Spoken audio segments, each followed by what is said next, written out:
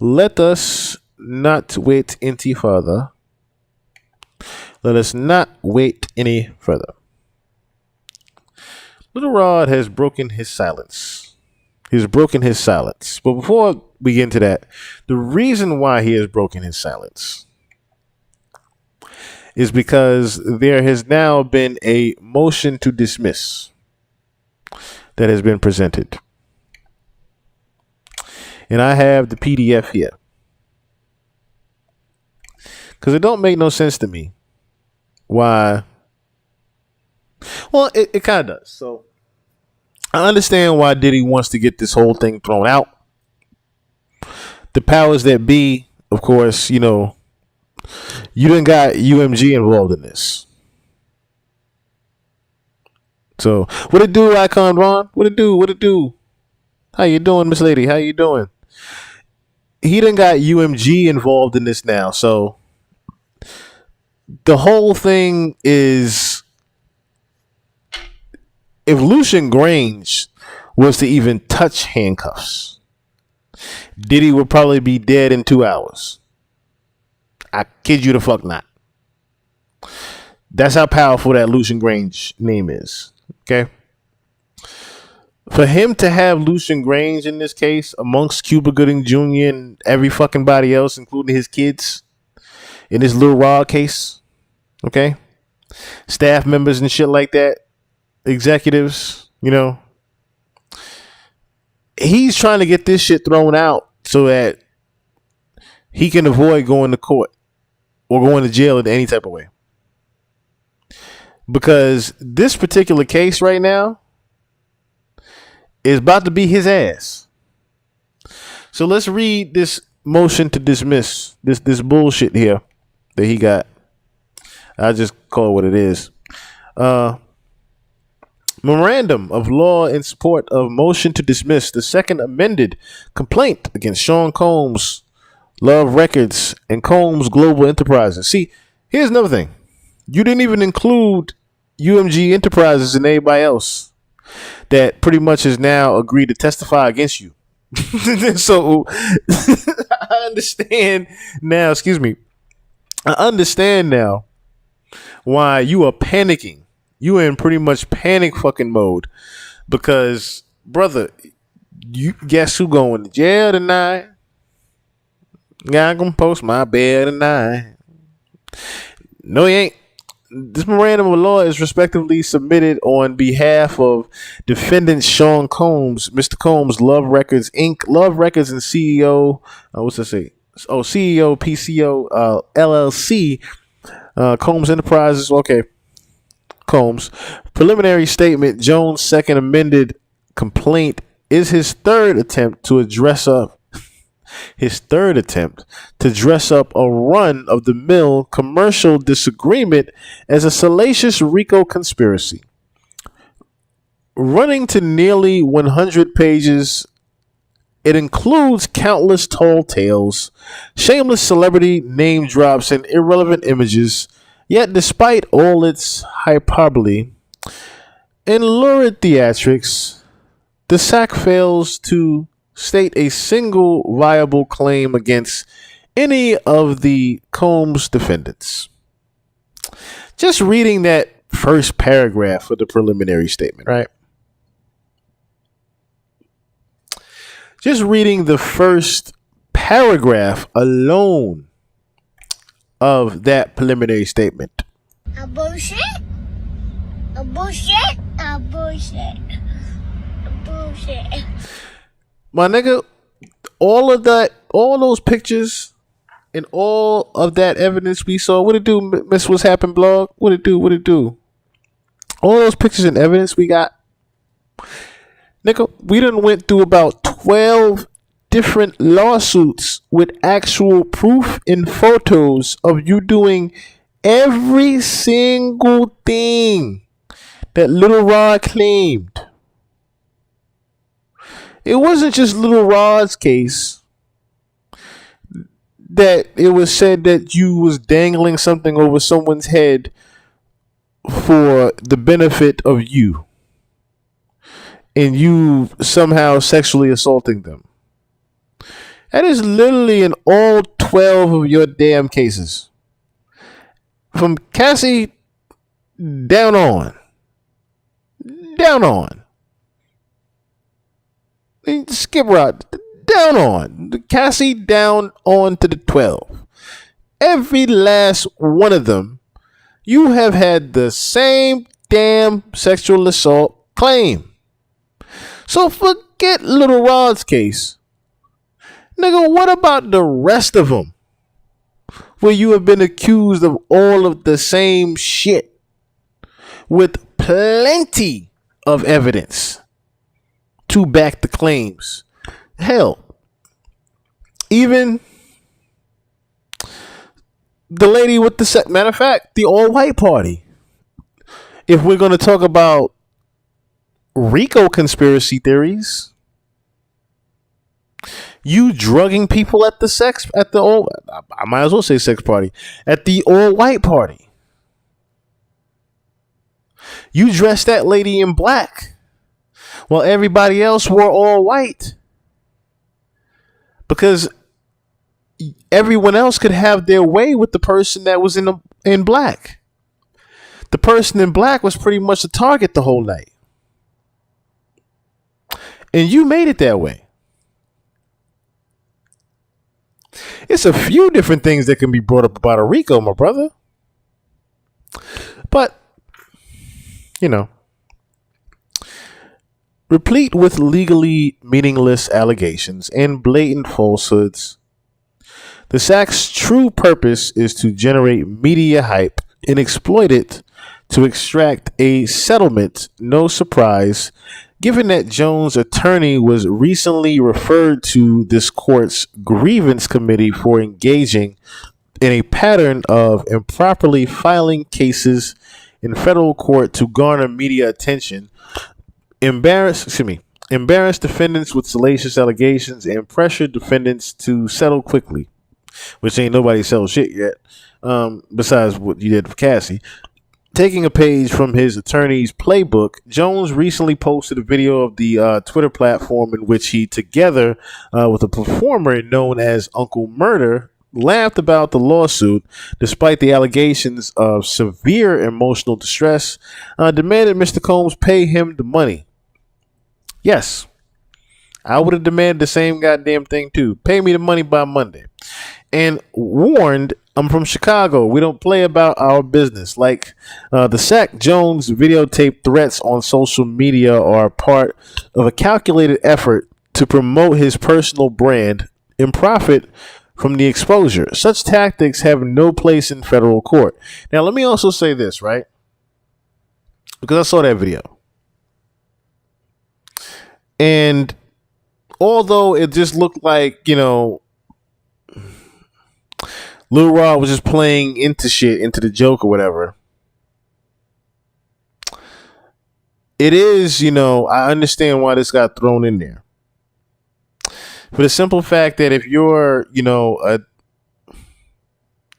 a plaintiff in a RICO case like this, and the feds are involved, excuse me, you don't say shit like that. You don't say pay me my money by Monday. Cassie done got what, $30 million? You still ain't seen her. You ain't heard from her yet.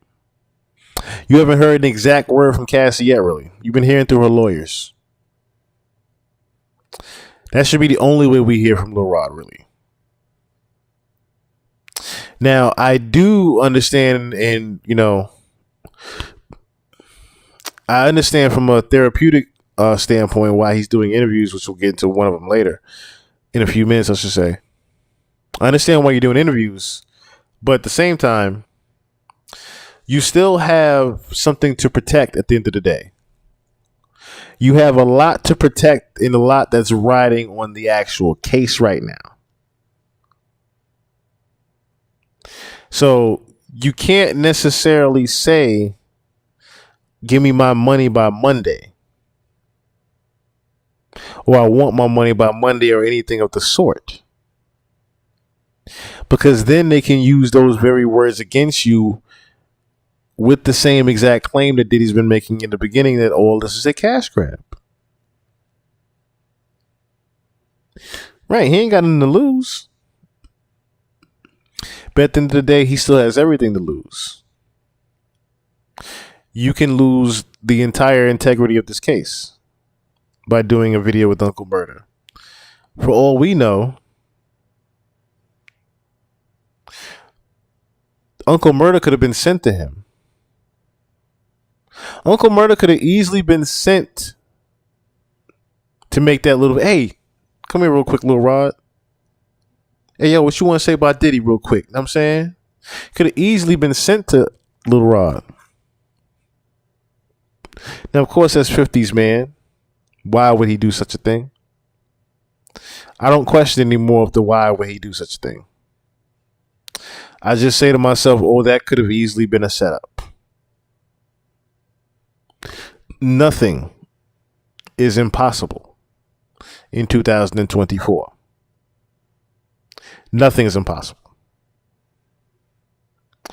Uncle Murder's easily been sent to Mr. Little Rod to take that video because, what, not even a month after we get this motion dismiss already typed up? See, when you playing these big wig games with these feds, or should I say with these executives, when you're playing with billionaire lawyers, or should I say fake billionaire lawyers even, you still have to watch yourself and watch the words that you have out there, especially in the land of social media. First, the RICO claim must be dismissed because the SAC does not establish standing to sue, fails to plead a pattern of racketeering activity. That's false. That's false. The pattern of racketeering activity, if we're going to break down the... Okay, so let's play stupid for a second, right?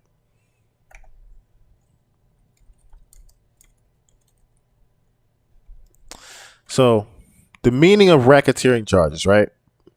Racketeering is a set of illegal activities aimed at commercial profit that may be disguised as legitimate business deals. It's racketeering, right? So if I'm using that definition, right, and then you're using that word racketeering, and you're saying that there's a lack of racketeering activities. Racketeering is a set of illegal activities that were aimed to benefit or should I say aimed at commercial profit, right? So legal activities aimed at a commercial profit that may be disguised as legitimate business.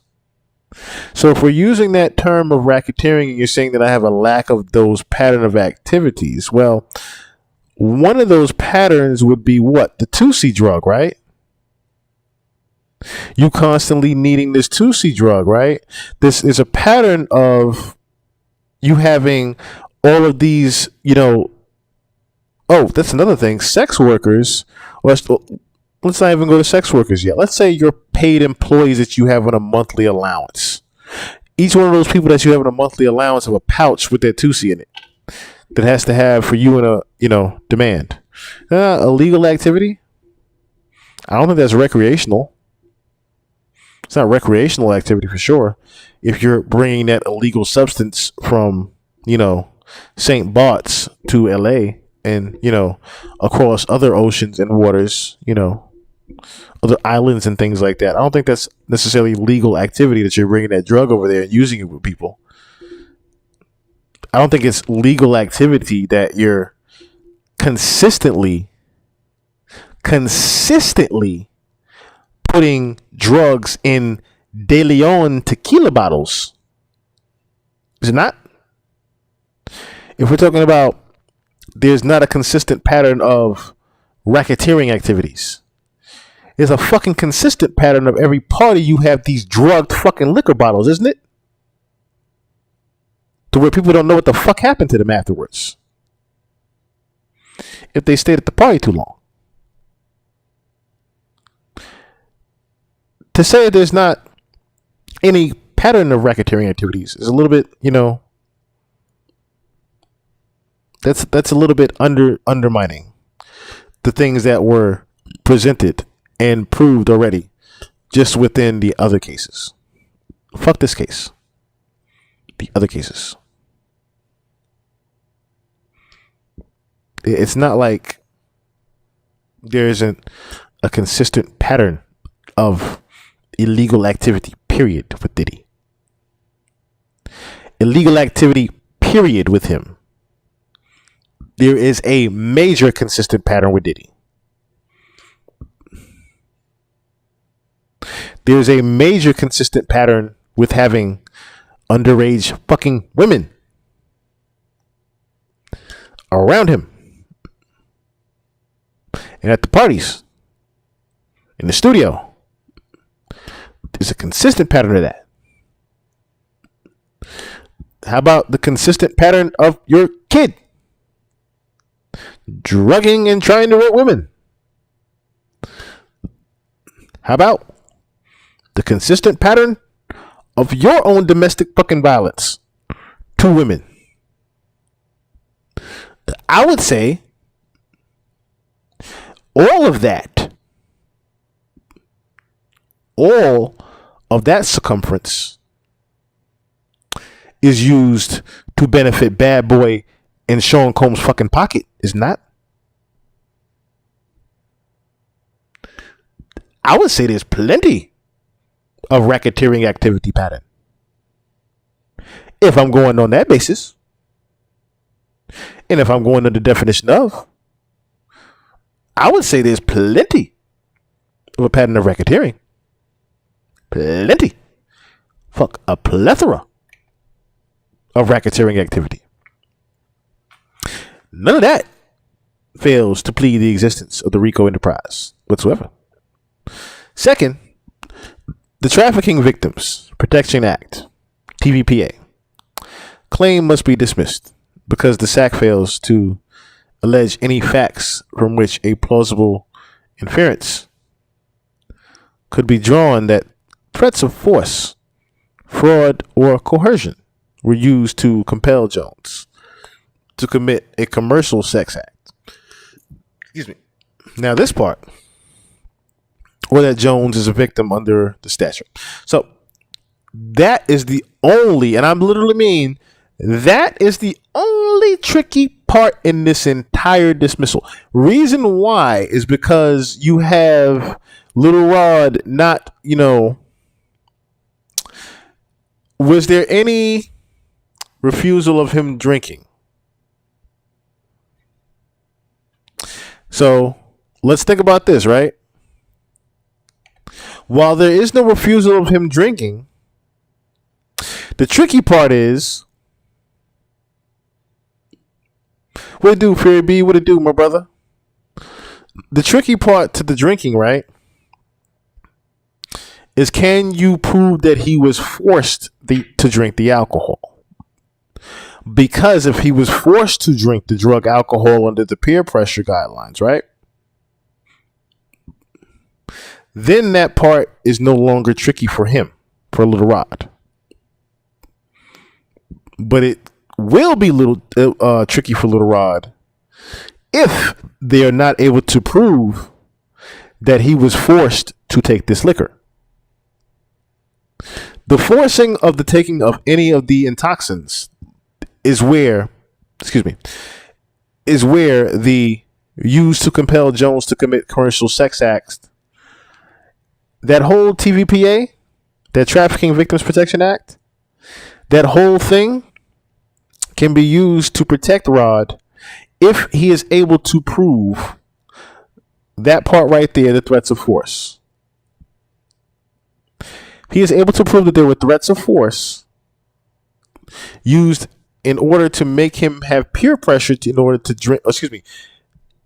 If there were threats of force that induced peer pressure for him to take any of the intoxicants that were in either the alcohol or anything around that would induce any type of stimulant that would force him, or should I say even make him unaware of what he was even doing, that is also assault. Because he's taking things that, he doesn't necessarily know what's actually in them. He knows that they're tampered with, but he doesn't know the actual substance that he is taking also. So that is considered drugging someone also. So if they're able to prove those things, that then that TVPA protects Rod's ass whole way through. No Diddy. Third Jones sexual assault claim against Mr. Combs must be dismissed because Jones fails to plead the most basic facts, such as where and when any purported instance of assault occurred or what allegedly transpired. Now, that third part right there, you can nip in the bud because he has all the video footage that he's even still yet to present. He's able to present screenshots and stills of that full video footage. So imagine the amount of other evidence that is within that video footage. So he's getting the clear already off that third one. Fourth, Jones, baseless attempt to hold Mr. Combs liable for alleged sexual advances of third parties, which Jones alleges he rebuffed on a premises liability theory, must be dismissed because he fails to allege facts showing that any claimed sexual assault was forcible by Mr. Combs, that plaintiff suffered any injury, or that Mr. Combs exercised control over the alleged. So that particular part right there is, that's an easy one as well.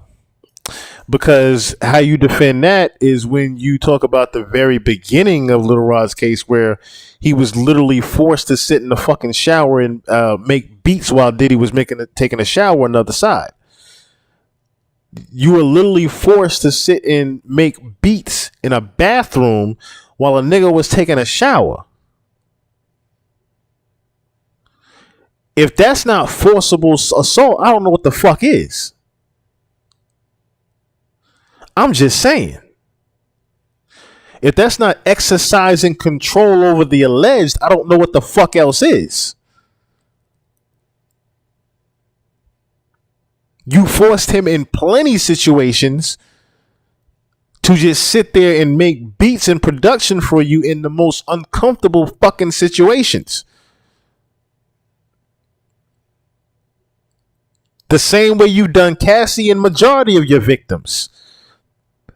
So as far as Mr. Combs exercising control over the alleged, that's in all 12 of the whole fucking cases that he's at.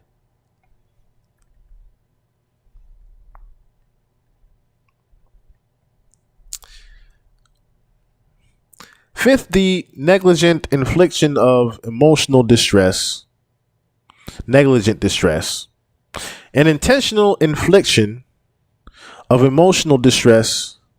Claims against Mr. Combs must be dismissed because they are entirely duplicative of other claims, and because the SAC fails to plead intent outrageous behavior by Mr. Combs towards Jones or any injury. Well, as far as the fifth one, again, we're talking about negligent distress. There is literally a video of you and your man sitting on the fucking couch, pretty much putting together a promo to discredit anything that Little Rod was doing, knowing that there was months of footage of him working on the Love album. So if we're talking about negligent distress and outrageous behavior by Mr. Combs towards Jones or any injury, what about the studio where they couldn't even have the guy's whole name, where G got shot by him and his son, allegedly? If that don't fall under the guidelines of outrageous behavior and causing someone negligent distress, or intentional distress, because they had to keep their mouth shut in fear of them being shot too. I don't know what the fuck else is. Sixth, the breach of oral contract claim against Love Records and Mr. Combs must be dismissed because it is barred by the statute of frauds and the SAC fails to allege sufficient facts to plead an enforceable contract. My nigga, I would throw out the whole motion to dismiss based upon that part. The breach of oral contract claim against Love Records must be dismissed because it barred the statute of frauds. So you pretty much just repeated yourself from the other first five.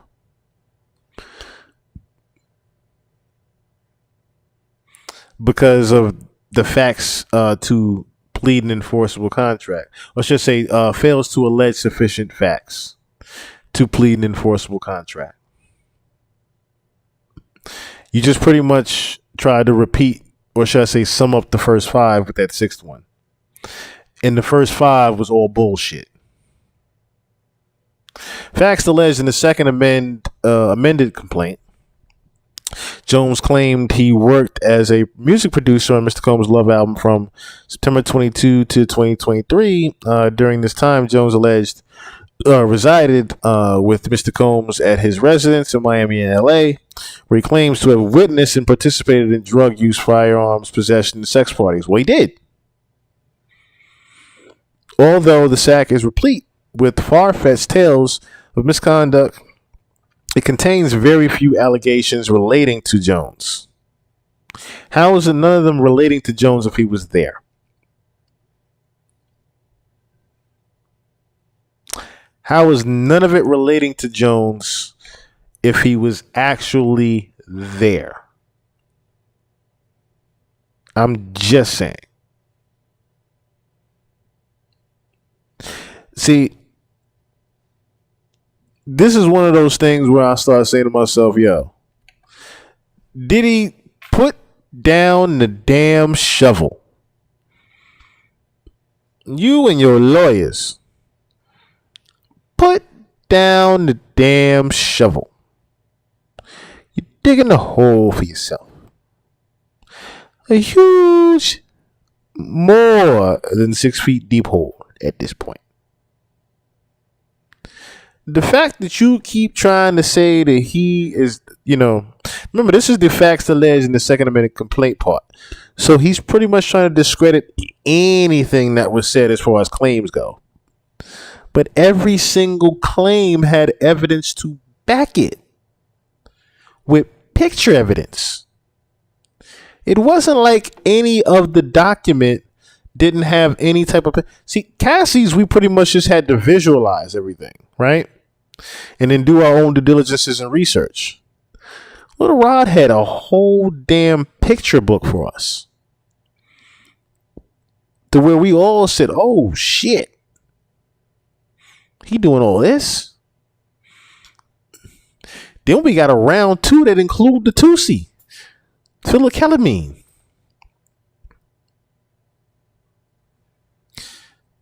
Then your drug mule gets arrested. Although Jones claims he was forced into soliciting and having sex with sex workers, the SAC fails to identify what this force consisted of and does not link any specific threat to any specific act. Jones claims he was repeatedly groped and touched by Mr. Combs, but fails to allege the specific date, location, or details of any such incident. That's false because the camera footage was dated. All of his camera footage was dated. We checked out the dates. Hell, I took the pod to St. Bart's with you in French Montana. We saw the Instagram. The dates line up just fine. You was in St. Bart's with Raw and French Montana on the boat, in which afterwards we saw you ask for everybody's phones. Nigga, it's plenty evidence that we seen of this. And as far as Jones claimed he repeatedly groped and touched him, hell, you set Cuba Gooding Jr. on him.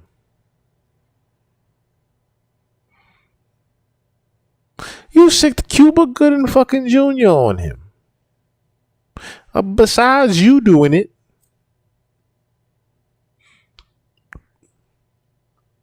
I'm just saying, Jones also claims a female guest of Mr. Combs attempted to sexually assault him, and he pushed her away. That was when Young Miami's homegirl was trying to give him head in the bathroom, and he pushed him away. Jones further alleges that on an unspecified date on a yacht near the Virgin Islands, a famous actor made advances. That's of course Cuba Gooding Jr. Purported screenshot of the encounter shows a smiling Jones seated next to the actor. So of course, it's Cuba Gooding Jr. You're happy to be sitting next to Cuba Gooding Jr. and he's probably saying something to make you laugh or whatever the fuck. And you're probably intoxicated again. You're tired. You're just making beats. You're ha ha ha. You're being giggly and shit like that. But of course, there's another man got his hand on your shoulder and shit like that, right? Let's just say arm around your shoulder. You don't necessarily know how to act. He was in fear of his fucking life the whole way through. He didn't know how to act. He didn't necessarily know whether he wanted to, run or just keep making beats because Diddy's promising him a mansion and Grammys. Jones claims a generalized fear of violence due to Mr. Combs' reputation and alleged ownership of firearms, but alleged no specific threat of violence and fails to connect any such threat to any coerced act. The only specific threat that Mr. Combs said he would eat his face in April 2023 is not tied to any coerced act. So fuck the fact that he said he was going to eat his face. Hey, that don't mean nothing. Yeah, he said he was going to eat his face, but that don't mean nothing. You know what I'm saying? That wasn't nothing towards Mr. Jones. You know what I'm saying? Whatever. Jones further claims implausibly that Mr. Combs promised him extravagant gifts, including a Grammy statue, $250,000. $250,000 to purchase musical instruments, ownership of Mr. Combs' $20 million home as well, and access to record label executives. So pretty much he just dangled all this shit in front of Lil Rod the same way he dangled shit in front of all the other people. Same way he would dangle shit in front of Cassie where he was beating her ass. Unfortunately, I can't say allegedly. The SAC fails to allege any date, location, or context in connection with these claimed promises. Go further on down. Argument: plaintiff has failed to state a RICO claim because litigants frequently attempt to transform garden variety fraud or breach of contract cases into RICO claims. The civil provisions of RICO are the most misused statutes in the federal corpus of law. Thus, courts strive to flush out frivolous RICO allegations at an early stage of the litigation. To state a cause of action under RICO, a plaintiff must plead the 7 constituent elements that the defendant, through the commission of 2 or more acts constituting a pattern of racketeering activity, directly or indirectly invests in or maintains an interest in and participants in enterprise, the activities of which affect interstate or foreign commerce, which we pretty much proved that Diddy violated every one of those through all 6 of the claims that he tried to refute on this motion of dismissal. And of course, it just pretty much repeats itself as far as the plaintiff lacks standing and the pattern of racketeering and so on and so forth. So, needless to say, like I said, this is one of those things where I just, I laugh at it. I have to laugh at it. I have to laugh at. No, French ain't get away from shit. French ain't get away from shit. You know why I say French ain't get away from it? Because French still has to go to court for this shit. You listen, this is gonna be a Fed case. You think French ain't gonna get called for this? Especially when he's in video footage and on camera footage and photos and whatnot. He's in a lot of photos. They are going to have to call French to the stand. Whether he is on the stand on Diddy's side or Little Rod's side remains to be seen. But I notice he has also been extremely quiet since this has happened. I still haven't heard anything about that movie about his mom either. Does anybody know about the date of that coming out anytime soon? Or was that just another one of Diddy's promises that he couldn't keep? Because I don't hear nothing about was it Saving or Freakadesia or something like that? Either Saving or Freakadesia or something like that.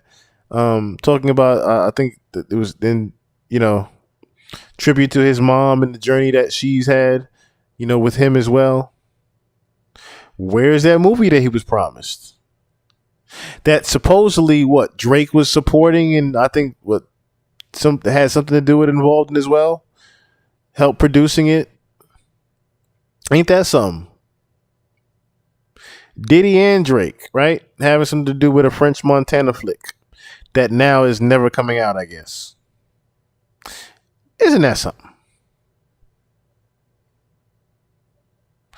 You did all that dick sucking, right? And I'm doing this bling style. Reason why I say bling style is because it was supposedly a multiverse of characters in there. A mixture of multiverse of characters. All y'all did all that dick sucking at these Diddy parties. And all y'all quiet as fuck right now when something happened to Diddy. Because y'all can't stand up for yourselves, let alone him.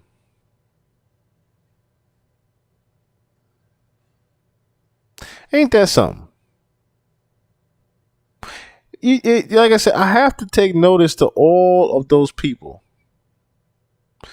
that have been silent since the diddler has been going through these allegations.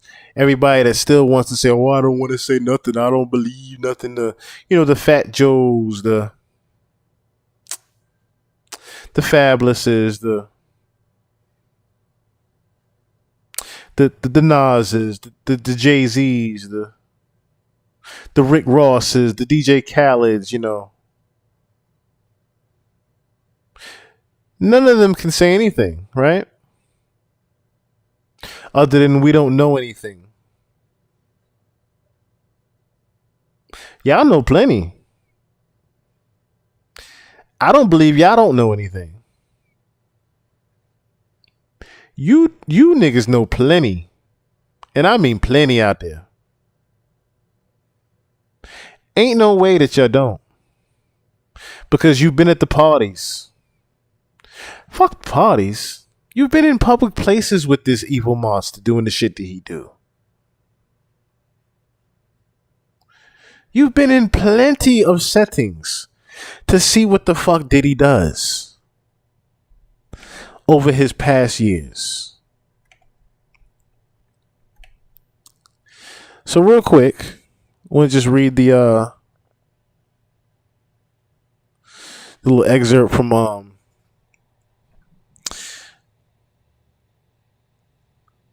it says Rod breaks his silence on lawsuit against Sean Diddy Combs on being punished.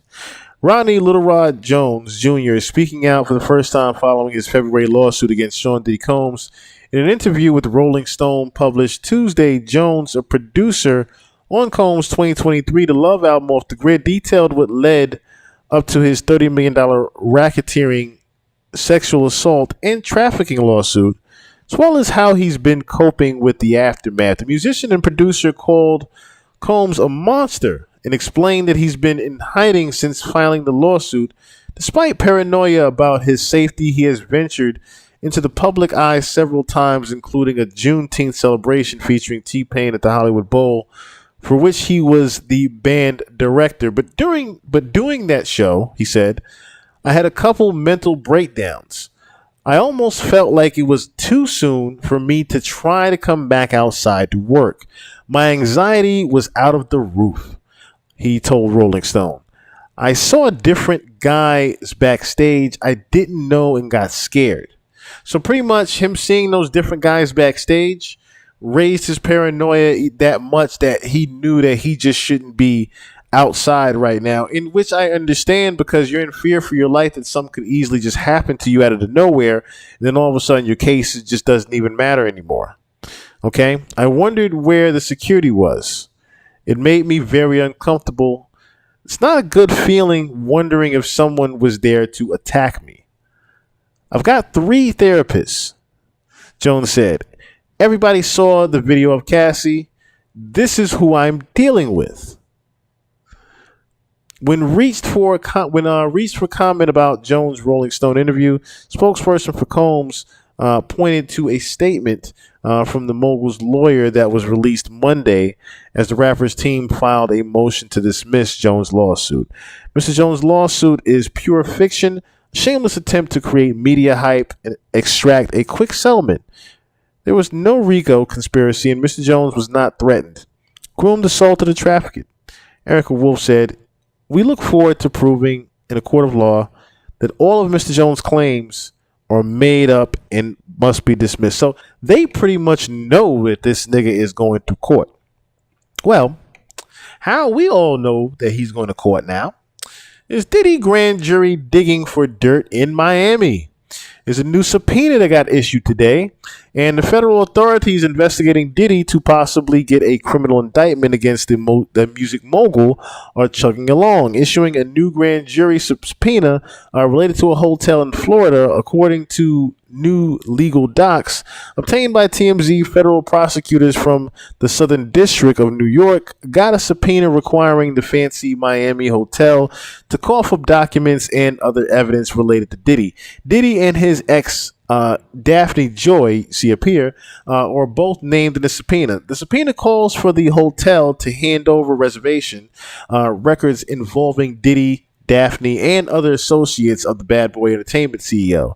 The subpoena specifies the period from January 1st, 2008 to the present, asking for check-in and check-out dates, rooms, numbers, guest preferences, and requests billing information, including room service. Federal prosecutors also requested email and mailing addresses and phone numbers, along with forms of payment such as cash and credit cards. Prosecutors further asked for computer IP addresses and logins for the individuals, as well as the copies of their identifications and vehicle information. What's more, the feds inquired about surveillance footage at that hotel. The new subpoena was issued only a couple of weeks ago, so it looks like the authorities are still hard at work on the Diddy probe. And as we reported in March, the Homeland Security agents, of course, raided the Diddy homes.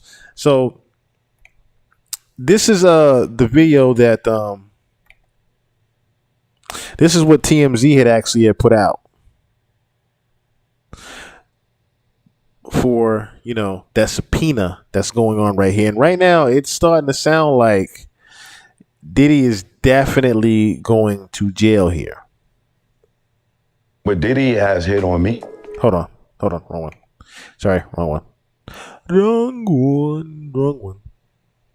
A grand jury will shortly convene in the Diddy investigation, and it could lead to really serious criminal charges against this disgraced mogul. Which would be the very first criminal charges that Diddy has faced in all of this that has been going on for the last few months.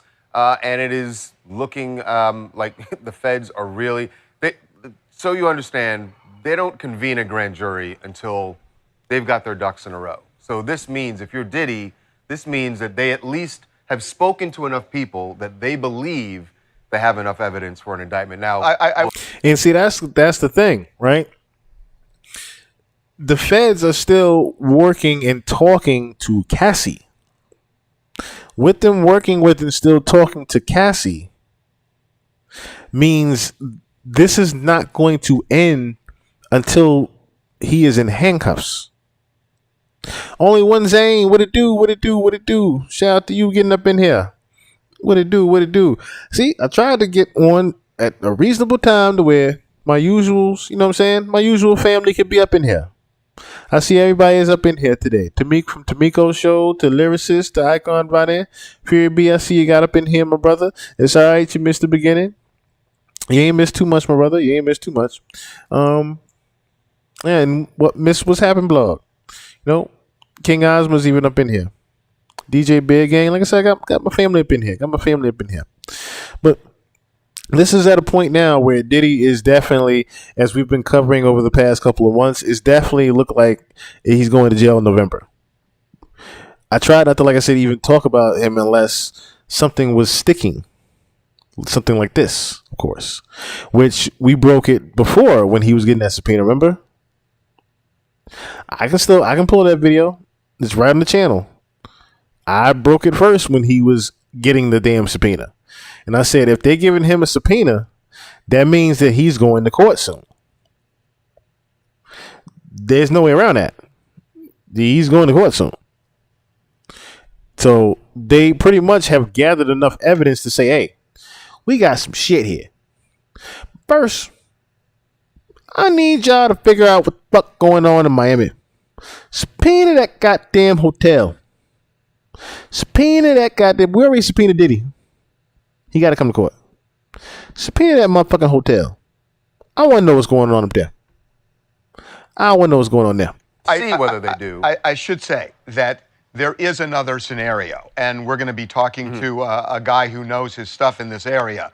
But there's another scenario. There's such a thing as an investigative grand jury, where what they do is they want to see what the evidence is, but they can't necessarily call all the witnesses they want because the witnesses don't have to cooperate with prosecutors. Right. So what they do in an investigative grand jury is they subpoena them, and they're required to talk, and then the prosecutors can use the information to say, do we have a charge here or not, or do we want to go forward? So that's the other way of looking at this. There was a report in CNN, though, that says that they have, they being the federal prosecutors, have interviewed several witnesses, that they have interviewed several witnesses in preparation for this grand jury, which makes me feel like they are very far down the road in their investigation. I think this is probably why they're doing it. Now, they will bring in some of the accusers who have already come forward publicly. They may bring in others that haven't, but I would be stunned if Cassie is not among the witnesses who testify here. Right. I mean, she would seem to be a central figure in this grand jury probe. Yeah, I think about it. There's Cassie, who you're right would be a central figure. There are 7. Although I do agree with you, Vonnie. Why wouldn't you get Lauren London?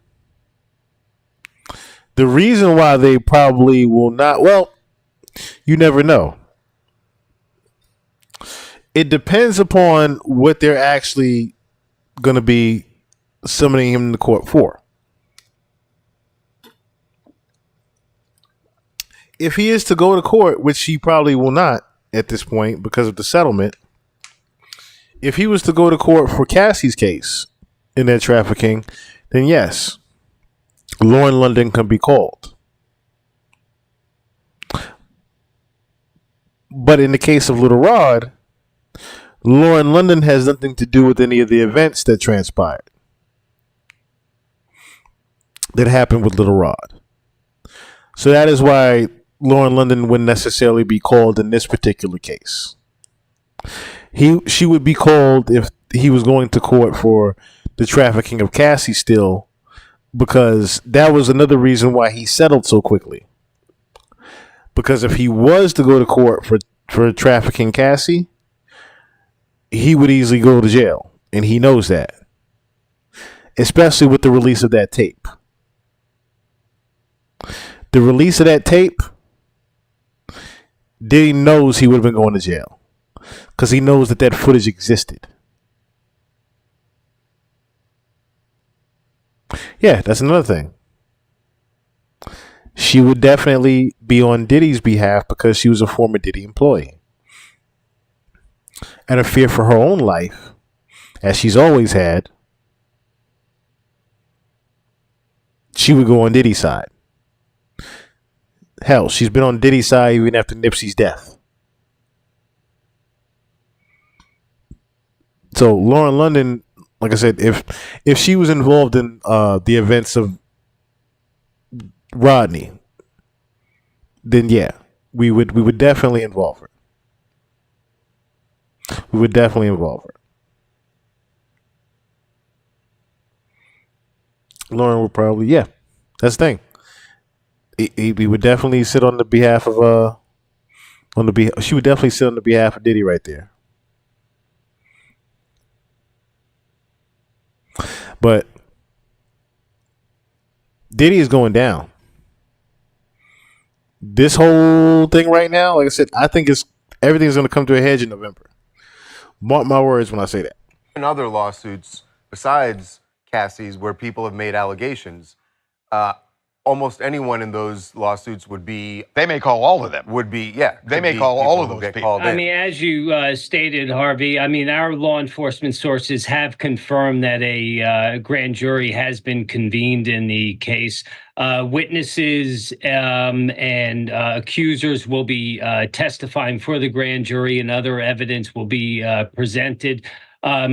Currently, according to our sources, Diddy is being investigated by the feds for sex trafficking, narcotics trafficking, and firearms offenses.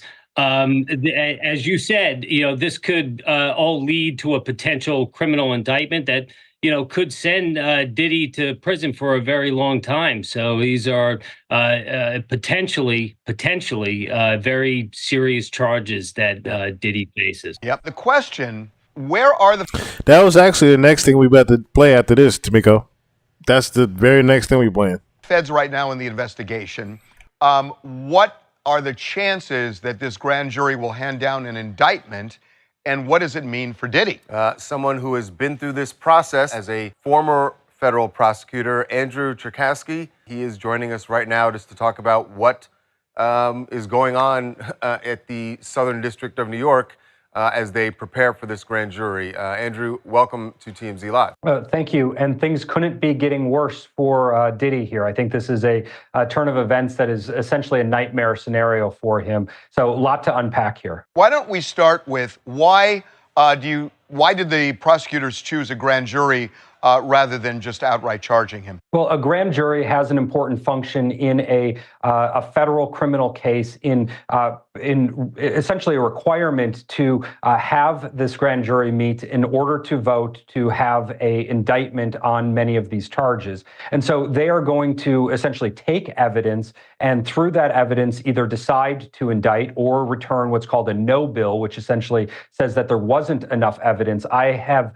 almost never seen a federal prosecutor bring a case to a grand jury and that result in a no bill. So they say that it's as easy as anything that can be done in the law. And when federal prosecutors get themselves involved in a grand jury, the expectation overwhelmingly is that there will be an indictment. Diddy's team is not there. They don't have any say. They can't be there. They're not there, and the grand jurors are kept very secret. But once the indictment, if they go forward, and as you say, they normally do get an indictment, after that is done, what's the next step for them? And do you anticipate, from your knowledge in putting together these cases, Cassie has to be someone that they want to bring in? If not, what reason would they have to not have Cassie sit for the grand jury? Well, see, so the grand jury itself is technically non-adversarial, although it's highly biased because, like you said, Diddy and his team are not allowed to be there. Now, he is invited generally to make a statement, although that almost never happens. You take your right to remain silent and you keep quiet at the grand jury phase. I would think that anybody who's going to be looked at as a true victim, a named victim in this case, will testify or provide some sort of statement to the grand jury. The one outlying kind of consideration here is that the feds have to bring charges that are federally outlawed as opposed to state offenses. And so in order to do that, they're going to have to draw some sort of connection to an interstate commerce, some sort of human trafficking that went from state to state, some sort of financial crime that crossed state borders, or some sort of gun or drug offense that crossed state borders. So that could limit the victim pool, so to say, to a more narrow group of folks. But I think that's the biggest hurdle the feds are going to have to get over here is making it a federal case as opposed to things like a state case, like what we saw in that domestic violence video with Cassie. That's what I want to get into right now, because the domestic violence video, the statute of limitations is run on that, but that is squarely a state case, a state of California. That's not going to happen because of the statute. However, what I'm wondering is this. Do you think prosecutors are going to try and show that to grand jurors because it is so incendiary that it would almost make it impossible not to indict him, even though it's a state case? Who said her and Cassie split? So close to Diddy after he and Cassie split. Well, that's the thing. Her and Diddy never actually split. She kind of just ran away. She was always Cassie's friend. She's still Cassie's friend. But she's still going to have a loyalty to Diddy. She's going to always have a loyalty to Diddy. She's going to always have a loyalty to her employer. And then, like we broke down in the first one, there was still a potential bag for her. That's how, like I said before, we have to always remember this, right? Lauren London is also Lil Wayne's baby mother. It's not like she's just Nipsey's. It's not like she was just Diddy's. That's why I didn't fault Kodak Black for saying what he said. She's been getting passed around for years around the industry. Kodak wanted his shot. What it do, Malcolm? What it do, my brother? Kodak wanted his shot at this point.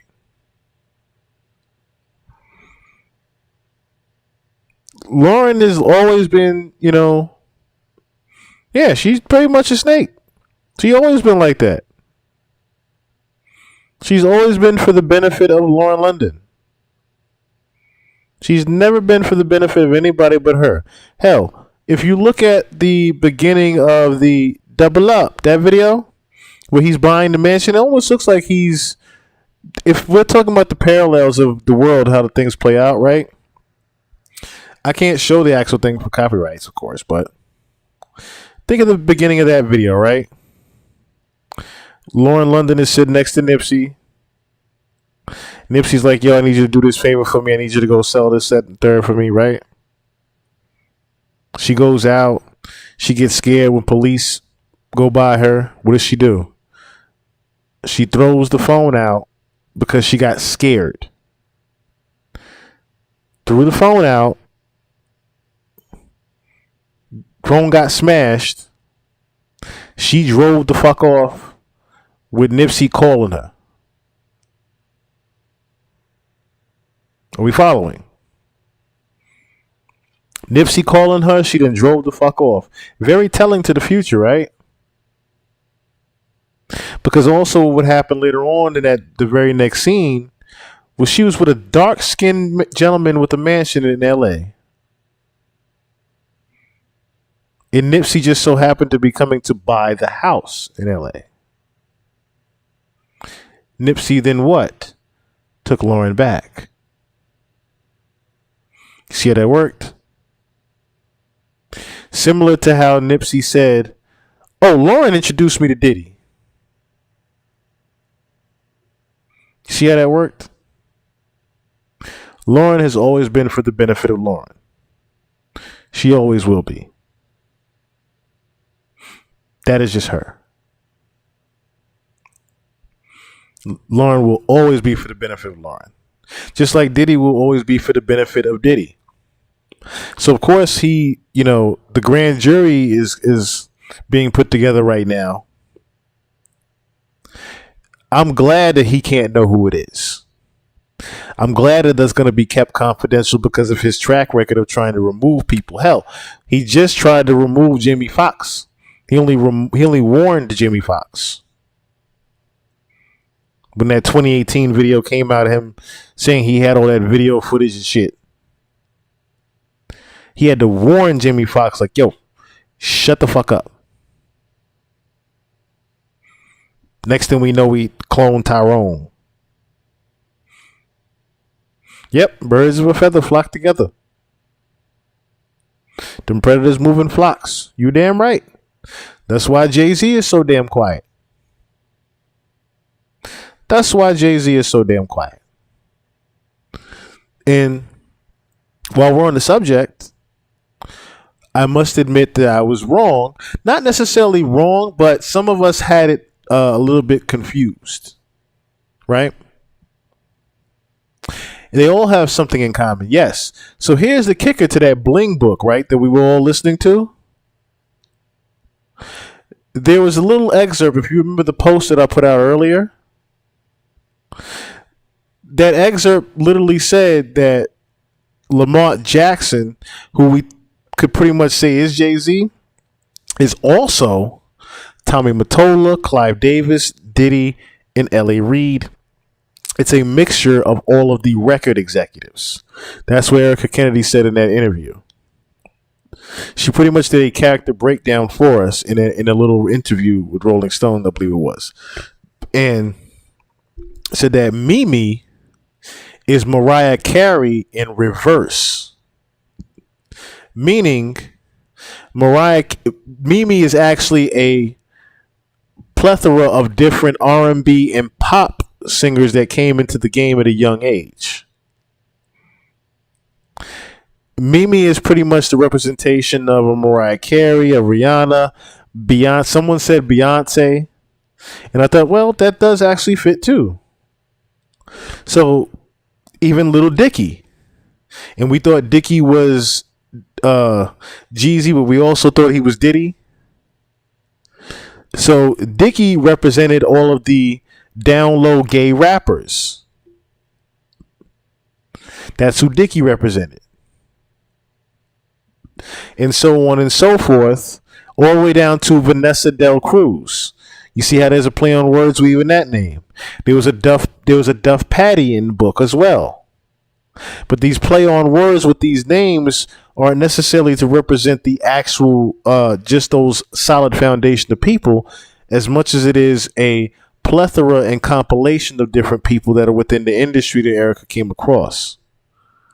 So when we read the book again, we can now gauge it with better understanding of who those actual characters are. So when we hear Mimi, we can say that's Beyonce, Mariah Carey, Whitney Houston, all of the different young stars that came into the game. We can get a further understanding of what they went through, what they were seeing as they were getting into the industry. That's basically what the Bling book is about. It's about the young rising star, young female rising star getting into the music industry and the things that she sees and actually goes through, the secret society that she actually gets put in, the different Hollywood bullshit that goes on behind the scenes, the coke sniffing secretary, shit like that. It's different things that are within that book that was so real. That's why it was about to be made into a movie, because it actually told real stories of Clive Davis and Diddy. It told you real stories of what Jay-Z was doing with Diddy. It told you real stories of Jay-Z and Rihanna. It told you real stories of Beyonce. It told you real stories of Mariah Carey. It told you real stories of what Clive Davis was doing with Whitney Houston. It told you all of those things, but it told you through, like I said, the compilation of different prizes of people. So when we get into that book again on Tuesday, we're gonna read more of those, listen to more of those chapters. But now, like I said, I'm gonna put it up, the actual posting of the interview. That way you guys can have, like I said, that full understanding of who the characters are as we're reading it as well. So,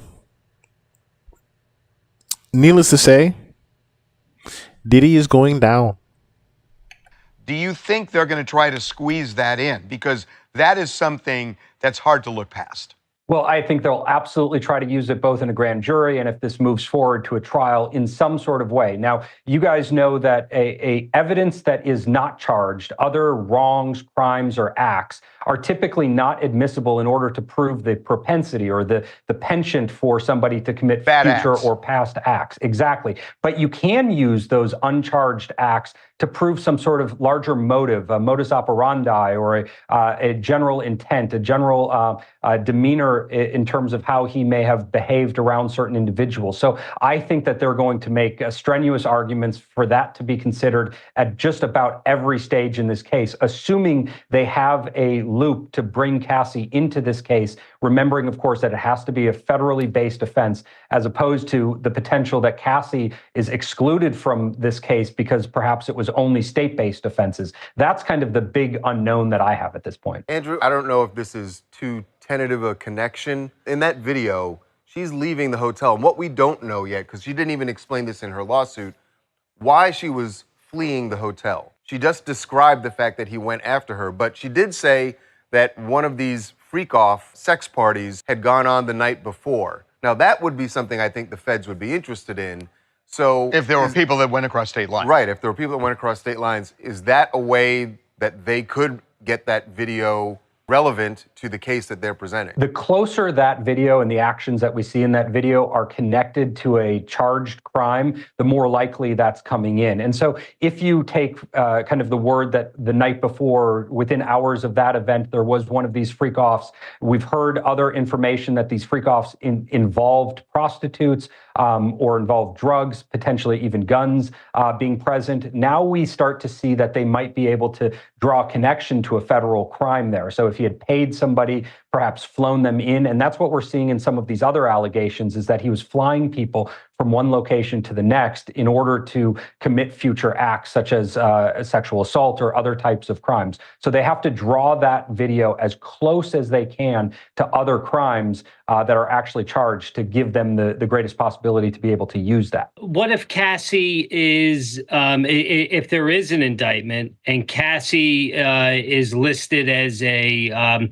unindicted co-conspirator because she may have participated. She was with Diddy for many, many years. She may have participated in some of these alleged crimes, and she might have an immunity deal. I'll let you speak to that. I'll speak for him for that. And thank you so much, Malcolm Brad. I greatly appreciate you saying that as well. I would greatly appreciate if you guys do hit the like button. I don't necessarily ask for it, but I would greatly appreciate you guys hit the like and subscribe button. Of course, it helps the algorithm. Of course, so you guys do come across it more. And I know a lot of you guys always say the notifications don't show up for you guys. That hitting the like button and the subscribe button, everybody, when y'all come up in here, definitely will help it so y'all can see the notifications as well. And I do love and appreciate all of you guys for even being up in here. Like I keep saying time and time again, I remember talking to myself for 2 hours at a time on Twitch. So I greatly appreciate seeing you guys up in here, being my little family now. To answer that, she can never be a co-conspirator with this, for the simple fact that she had too many things done to her as well. The video alone of her being beaten just discredits that whole thing of her being any type of co-conspirator of any kind. Because why would, your supposed employer beat his employee for the employee's benefit of any kind? You know what I mean? So there's no type of co-conspirating and for her to endure the things that she's endured. Forget the fact that she's she gained some type of benefit being a superstar and a celebrity. Forget that when it wasn't even worth her doing any of the celebrity shit. But think about the fact that you can't even say that she's a co-conspirator for her benefit if after the fact she doesn't even want to be seen anymore. She doesn't even want to be seen anymore, let alone make a fucking song. Yes, she owns her masters now and shit like that, but Cassie ain't taking this yet. Look at Ciara. Ciara got away clean, and God bless her getting Russell Wilson to have a husband that she has like that to buy her masters, and now she gets to just make the music in the studio for fun. She don't got to worry about the pressure of a hit record, or that's her life. She don't have to worry about the pressures of a record executive knocking on her door, banging or calling her crazy and publicists. No, she don't have to worry about none of that shit no more. Cassie don't either. Cassie ain't got to worry about none of this Hollywood shit whatsoever. So as far as her being called of a co-conspirator of any kind, you can ask the same question for Little Rod. You can ask the same question for any of Diddy's victims. And I do mean any. I don't think anybody co-conspires to be a victim of any kind. Yeah, I think that's an interesting point to make, the idea that she was around a lot of this over many years. Now, reading into her past lawsuit and understanding her case as we do at this point, I think that she would have a strong defense to say that she was essentially compelled to be in that position, so less involved as a co-conspirator or as an accomplice to these other crimes. That could be something the defense makes a big deal of, but I have no doubt she'll have her lawyers protect her as best as possible. Yeah, interesting. Okay, all right. To be continued. Yeah. Well, no. So yeah, I guess to be continued as far as when we'll see what he's going to be, called for court. No, as far as the shaving of the head, Young Jock told the story about that on Vlad TV, to where it was something that Diddy just saw. Diddy pretty much just saw another chick with that. Like that little intro. What it do to Fonz? What it do, my brother? It was something Diddy had just saw. And Cassie told Jock, like, yeah, Diddy he just told me that I needed to shave my head one day, and I just did it. I just did it. It wasn't because I don't think it was because ripping. I don't think it was because of the domestic thing with him ripping out the roots. It could have been. It very much could have been. That's a good observation there.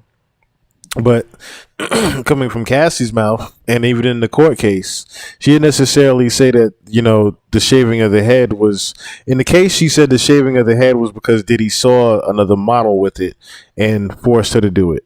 That was what she said in the court case. And then same thing with Young Jock. She told Young Jock the same story, like Diddy just saw it somewhere and said, yo, you need to shave half your head. And next thing you know, she had to shave half her fucking head. But I don't necessarily. I could also, if it were to be alleged, I would agree with you that was a possibility that happened. Knowing Diddy in his domestic violence history, that is a very big possibility that the only reason she shaved her head was because he pulled the motherfucker out. That's a big possibility. So I guess we got to get into now.